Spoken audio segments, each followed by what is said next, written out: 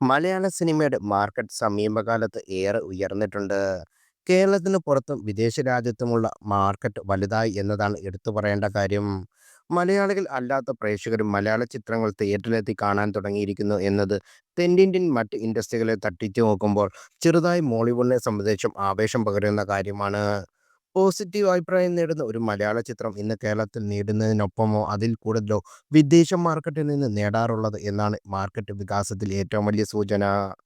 മലയാള cinema ഇതേക്കുറിച്ച് ഏറ്റവും കൂടുതൽ ഓർമ്മിപ്പിച്ചിരിക്കുന്നത് വിനായകനും മമ്മൂട്ടിയും കേന്ദ്ര കഥാപാത്രങ്ങളെ അവതരിപ്പിച്ച കളങ്കാവലാണ്.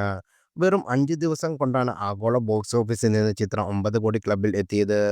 മലയാളത്തിൽ ഏറ്റവും വേഗത്തിൽ ഈ നേട്ടം സ്വന്തമാക്കിയ ആറാമത്തെ ചിത്രമാണ് കളങ്കാവൽ.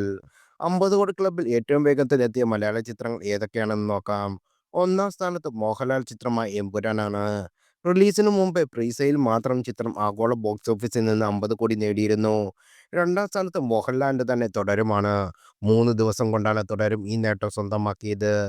മലയാളത്തിന്റെ എക്കാലത്തെ ഹൈസ്റ്റ് ഗ്രോസറായ ലോക, ആടുജീവിതം, ലൂസിഫർ എന്നീ ചിത്രങ്ങളാണ് 3, 4, 5 സ്ഥാനങ്ങളിൽ. 4 ദിവസം കൊണ്ടാണ് ഈ മൂന്ന് ചിത്രങ്ങളും ആഗോള ബോക്സ് ഓഫീസിൽ നിന്ന് 50 കോടി ക്ലബിൽ ഇടം പിടിച്ചത്. ആറവൻ കളങ്കാവലുള്ള ലിസ്റ്റിൽ ഏഴാം സ്ഥാനത്ത് ദുൽഖർ സൽമാൻ നായകനായ കുറുപ്പാണ്.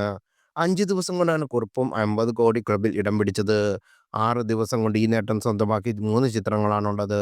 മമ്മൂട്ടിയുടെ തന്നെ ടർബോ, പൃഥ്വിരാജിന്റെ ഗുരുവായൂർ അമ്പലനടയിൽ, ആവേശം എന്നിവയാണ് ലിസ്റ്റിൽ. 8, 9 വസ്തു സ്ഥാനങ്ങളിൽ ബാക്കിയുള്ള ചിത്രങ്ങൾ.